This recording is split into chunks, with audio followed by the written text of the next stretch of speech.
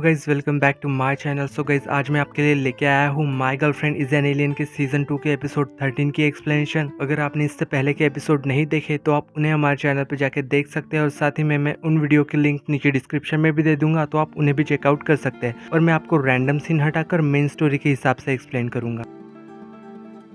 तो अब तक की स्टोरी ये थी कि जाओशी फैंग के पास गई थी उसे मनाने के लिए कि वो ये बिल्डिंग ना खरीदे। फिर यहाँ पे जाओशी घर आती है और मिस चाय से कहती है कि मैं फैंग को कन्विंस नहीं कर पाई, अब हमें घर छोड़ के ही जाना पड़ेगा। तभी यह जैबी कहती है कि मुझे एक अपार्टमेंट मिला है जिसमें हम रह सकते हैं। फिर वो बाद में बताती है कि उसका रेंट इतना ज्यादा है कि हम लोग अफोर्ड नहीं कर सकते। यहाँ जाओशी कहती है कि अब तो हमें टेंट ही खरीदना पड़ेगा क्योंकि हम अब दोनों बाहर रहने वाले हैं। यहाँ मिस चाय कहती है कि ऐसे कैसे मैं तुम लोगों को बाहर सोने दूंगी, एक काम करते हैं हम कैफे चलते हैं। तो फिर ये तीनों लोग रात यहीं पे काटते हैं। तभी यहाँ पे मिस चाय को कॉकरोच दिख जाते हैं जिसे देख के वो काफी डर गई थी। यहाँ पे जाओशी कह रही थी कि हमारी वजह से मिस चाय को कितनी प्रॉब्लम झेलनी पड़ रही है। यहाँ पे मिस चाय कह रही थी कि अरे कोई प्रॉब्लम नहीं है, हमें बस और भी ज्यादा पैसे कमाने पड़ेंगे जिससे कि हम इसके बाद में कहीं अच्छी जगह जाके रह पाएंगे। यहाँ हमें नेक्स्ट मॉर्निंग में दिखाया जाता है जहाँ पे जाओशी जैबी से कह रही थी कि मैंने मिस चाय को इतना दुखी पहले कभी नहीं देखा। और यहाँ पे ये दोनों उसे चेयर अप करने के लिए यहाँ पे डॉक्टर जैंग को बुला लेते हैं। और यहाँ पे ये दोनों बात कर रहे थे और बातों बातों में यहाँ पे मिस चाय उसे बता देती है कि आज तक मैं अपने एक्स बॉयफ्रेंड को भूल क्यों नहीं पाई। यहाँ पे डॉक्टर जैंग उससे कह रहा था कि तुम्हारा बॉयफ्रेंड ऐसा कह के गया था कि उसे थोड़ा रिलेशनशिप से ब्रेक चाहिए, और इसका सीधा सीधा मतलब है कि वो तुमसे ब्रेकअप करके गया था और तुम्हें उसकी वेट करने की कोई जरूरत नहीं है। फिर नेक्स्ट सीन में हमें यहाँ पे ऑफिस में दिखाया जाता है जहाँ पे फैंग जाओशी को इग्नोर कर रहा था। यहाँ जाओशी उसके असिस्टेंट से पूछती है कि आजकल तुम्हारे बॉस के दिमाग में आखिर चल क्या रहा है। यहाँ पे असिस्टेंट हान कहता है कि तुम प्लीज मुझसे दूरी बना के रखो वरना बॉस मुझे काम से निकाल देंगे। तभी यहाँ पे फैंगलैंग के पास मिस्टर जू का कॉल आता है और वो उसे बता रहा था कि उसकी बहन अभी फॉरेन से वापस आई है और उसे तुम लोगों की कंपनी में बहुत ज्यादा इंटरेस्ट आ रहा है, तो क्या तुम उससे आके मिल सकते हो, इस वजह से तुम्हारा काफी फायदा हो सकता है। और यहाँ पे फैंग उन्हें हाँ कर देता है। तभी यहाँ पे असिस्टेंट हान कुछ प्रोजेक्ट्स लेके आता है उसके पास, जिसमें से एक प्रोजेक्ट जाओकी ने किया था। यहाँ पे वो उससे कहता है कि इस वाले प्रोजेक्ट को अभी करने की जरूरत नहीं है, इसे हम थोड़ी देर के लिए डिले कर सकते हैं। फिर यहाँ हमें दिखाया जाता है कि जाओशी कुछ सोच रही थी। फिर हमें यहाँ पे जाओशी को दिखाया जाता है जहाँ वो सोच रही थी कि वो फैंगलैंग को कैसे इम्प्रेस करे, पर अब तो उसका प्रोजेक्ट भी फैंग देखना नहीं चाहता। यहाँ पे असिस्टेंट हान उसे बताता है कि आजकल हमारी कंपनी को पैसों की थोड़ी प्रॉब्लम हो रही है क्योंकि हमें इन्वेस्टमेंट चाहिए नए प्रोजेक्ट के लिए, और इसी वजह से वो काफी टेंशन में है। तभी यहाँ पे जाओशी सोचती है कि अब तो मुझे सबसे पहले इन्वेस्टर ही ढूंढने हैं जो कि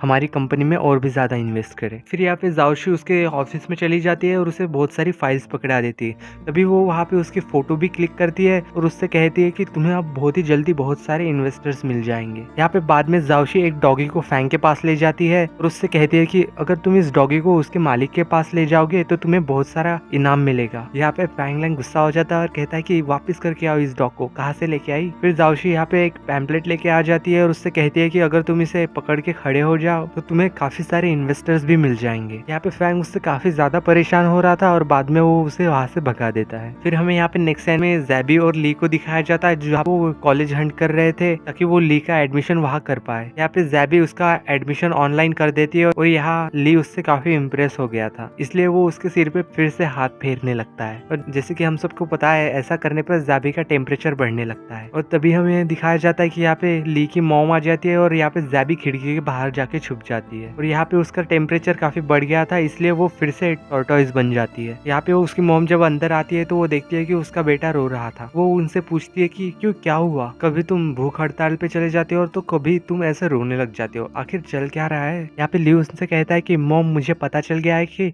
आप मुझे क्या सिखाना चाहती थी, इसलिए ये देखिए मैंने कॉलेज में एडमिशन कर लिया है। और यहाँ पे वो उसकी मॉम को काफी ज्यादा पट्टी पढ़ा देता है कि मैं आपके साथ रहना चाहता हूँ इस घर में, और ये देखिए ये कितना अच्छा कॉलेज है, मैं इस कॉलेज में भी एडमिशन लेना चाहता हूँ क्योंकि यहाँ इस कॉलेज में काफी दूर दूर से लोग पढ़ने आते हैं और मैं इसी कॉलेज में एडमिशन करूंगा और यही आपके पास रहूंगा और अच्छे से पढ़ाई करूंगा। यहाँ पे ली की मॉम मान जाती है और वहाँ से चली जाती है। बाद में यहाँ पे ली जैबी को ढूंढ रहा था, फिर बाद में यहाँ पे उसे जैबी तो मिलती ही नहीं। यहाँ हमें नेक्स्ट सीन में दिखाया जाता है कि जैबी धीरे धीरे करके रेस्टोरेंट पहुंच गई थी और यहाँ पे जाओशी उसे ठंडे पानी में डाल देती है ताकि वो फिर से इंसान बन जाए। यहाँ पे वो उसे बता रही थी कि पता नहीं जब भी ली मेरे सिर पे हाथ फेरता है तो पता नहीं अचानक से मेरा टेम्परेचर बढ़ जाता है और मैं टॉर्टोइस बन जाती हूँ। यहाँ ज़ैबी जाओशी से भी अपने सिर पे हाथ रखवाती है पर लेकिन वहाँ पे कुछ भी नहीं होता। यहाँ पे जाओशी उससे कहती है जब भी वो तुम्हें टच करता है तब तुम्हारी हार्ट बीट काफी तेज हो जाती होगी और काफी तेज सांसें भी आने लगती होगी। यहाँ ज़ैबी कहती है हाँ बिल्कुल ऐसा ही होता है। यहाँ पे जाओशी उसे समझाते हुए कहती है कि इसका मतलब जरूर तुम्हारे सिस्टम में कोई गड़बड़ी है और जैसे ही यहाँ पे ली तुम्हें टच करता है तो वो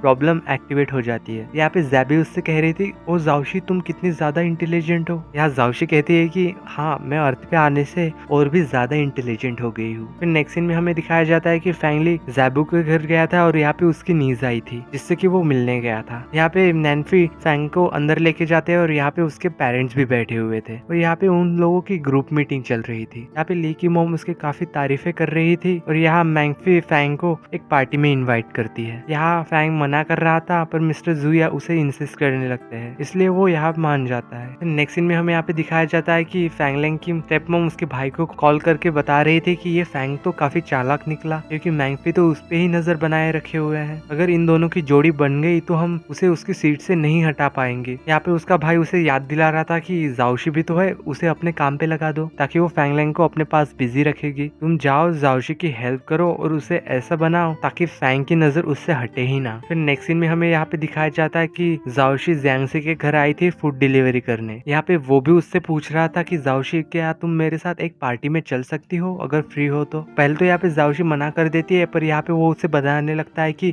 अगर तुम वहाँ पे जाओगे पार्टी में तो तुम्हें काफी सारे इन्वेस्टर भी मिल सकते हैं वहाँ। और ये सब सुन के यहाँ पे जाओशी रेडी हो जाती है। अरे नहीं नहीं मैं तो तुम्हारी फ्रेंड हूँ मैं तुम्हारे साथ जरूर चलूंगी। और तभी यहाँ पे फैंगलैंग आता है नीचे और वो जाओशी को उसके घर से निकलते हुए देख लेता है। फिर नेक्स्ट सीन में हमें दिखाया जाता है कि जब जाओशी रेस्टोरेंट पहुंचती है तो यहाँ पे मिस चाय काफी खुश लग रही थी। यहाँ पे जाओशी उससे पूछती है कि आप इतनी ज्यादा खुश क्यों दिखाई दे रही है, हमारा पूरा रेस्टोरेंट तो खाली पड़ा है फिर आप खुश क्यों हो। यहाँ में मिस चाय उन्हें बता रही थी कि हमारा रेस्टोरेंट किसी ने पूरी तरह बुक कर लिया है। तभी हमें यहाँ पे दिखाया जाता है कि यहाँ पे ली की मॉम आई थी और साथ ही में वो अपने साथ एक ड्रेस भी लाई थी। यहाँ पे वो उससे कह रहे थे कि मैंने तो तुम्हें काफी सारे पैसे भी दिए थे और तुमने वो अब तक खत्म भी कर दिए होंगे पर तुमने मुझे कोई इन्फॉर्मेशन भी नहीं दी इम्पोर्टेंट फैंग के खिलाफ। यहाँ पे जाओशी उससे कह रही थी आपको तो फैंग के बारे में पता ही है कि वो अपने दिल की बात किसी से कहता ही नहीं, फिर मुझे भी क्या पता चलेगा और मुझे जो कुछ भी पता चला वो मैंने आपको दे दिया तो क्या आप मुझे आज और ज्यादा पैसे देने आई है। यहाँ पे ली की मॉम कहती है कि तुम्हारी हिम्मत कैसे हुई और ज्यादा पैसे मांगने की,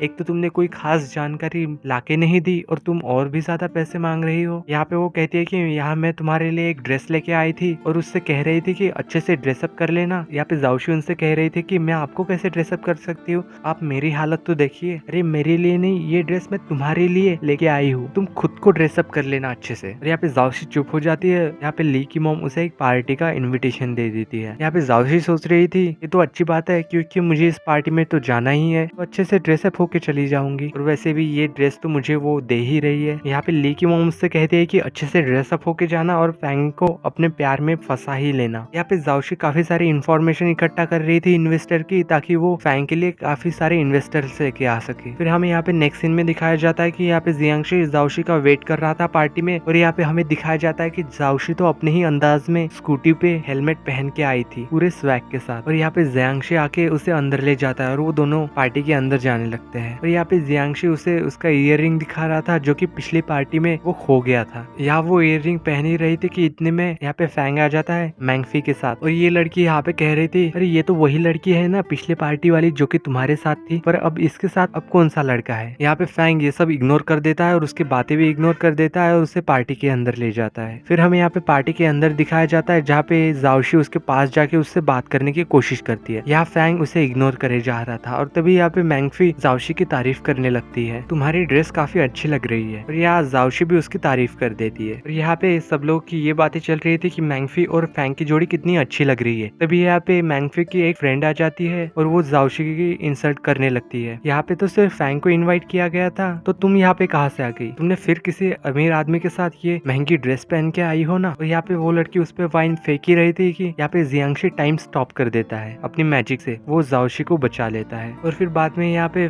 जियांगशी और फैंग का इंट्रोडक्शन होता है और वो उससे कहता है कि मैं दियांग कंपनी का CEO हूँ। और यहाँ पे वो साथ ही में जाओशी की काफी तारीफें भी कर रहा था और ये सुन के यहाँ पे फैंग गुस्सा भी हो रहा था और साथ ही में जेलस भी था। और यहाँ पे वो उससे कहता है कि अगर तुम्हें वो इतनी ही ही पसंद आ रही है तो उसे अपनी ही कंपनी में रख लो ना। और यहाँ पे वो गुस्से में कह देता है कि जाओशी से कि कल से तुम्हें काम पे आने की जरूरत नहीं है, और वो वहां से चला जाता है। जिसे देख के यहाँ पे मैंगफे की फ्रेंड कहती है कि कहीं वो जेलस तो नहीं है। तभी यहाँ पे मैंगफे उससे गुस्सा हो जाती है और यहाँ पे जाओशी जियांगशी से कहती है कि तुम थोड़ी देर यही रुको, मैं अभी उसे मना के आई। यहाँ पे जाओशी भी उसके पीछे पीछे चली जाती है और यहाँ पे उसे लग रहा था कि अगर मैं उसे ये पेन ड्राइव दिखाऊंगी तो शायद वो मान जाएगा। यहाँ पे वो काफी गुस्से में था और उसकी बात भी नहीं सुन रहा था और गलती से वो उसकी पेन ड्राइव भी नीचे फेंक देता है। यहाँ पे वो काफी गुस्से में था और उससे कहता है कि तुम्हें तो बड़ा मजा आ रहा होगा टू टाइमिंग करने पे। यहाँ पे जाओशी कह रही थी कि अरे यार मैं तो तुमसे माफी मांगने आई थी और तुम मुझ पे और भी ज्यादा गुस्सा हो रहे हो कि तुम कितने मेरे साथ रूडली बिहेव कर रहे हो, आखिर बात क्या है। यहाँ पे फैंग अब भी गुस्सा था और उससे कह देता है कि अब तुम्हें मेरे लिए और भी कुछ करने की जरूरत नहीं है, और वैसे भी तुम जिस प्रोजेक्ट पे काम कर रही थी मैंने उसे डिले कर दिया, तो अब काम पे आने की जरूरत नहीं। और यहाँ पे वो अपने दिल के भड़ास निकाल के उस पे वहां से चला जाता है। और यहाँ पे बेचारी जाओ की काफी ज्यादा दुखी हो गई थी उसकी वजह से।